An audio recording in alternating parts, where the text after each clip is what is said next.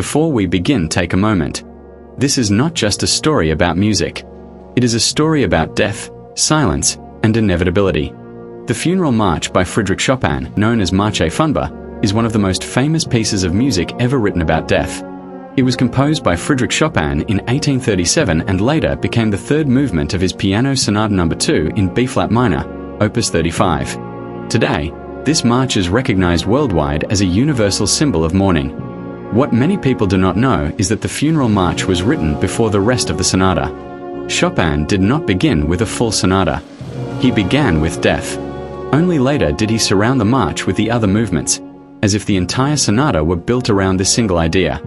At the time, Chopin was living in Paris. He was seriously ill, suffering from tuberculosis, physically weak, and emotionally exhausted. He was separated from his homeland, Poland, and deeply aware that his life might be short. The Funeral March was not dedicated to any specific person. It was not written for a real funeral. Instead, it was Chopin's abstract reflection on death itself. The music is strict and restrained. There is no dramatic outcry, no heroic tragedy, no religious consolation. The heavy rhythm resembles slow, inevitable footsteps, like a funeral procession moving forward without the possibility of turning back. This is not grief that explodes. It is grief that endures. In the middle section, something unexpected happens. The dark march suddenly gives way to a soft, lyrical melody. It sounds almost peaceful, almost fragile. Many listeners hear this section as a memory of life, a moment of tenderness, or a distant vision of the soul. But the illusion does not last. The Funeral March returns, unchanged, cold and inevitable. After the Funeral March, the sonata ends with a mysterious final movement.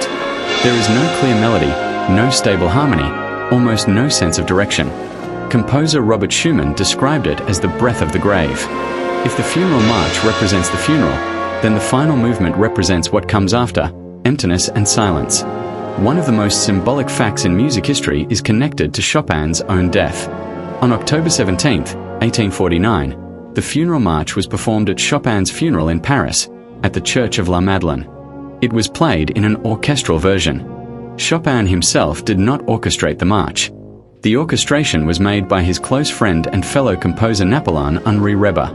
Reber was a respected French composer and professor at the Paris Conservatory. His orchestration remained faithful to Chopin's original piano version and was created specifically for the funeral ceremony. This makes the event even more powerful. The composer was buried to the sound of his own music.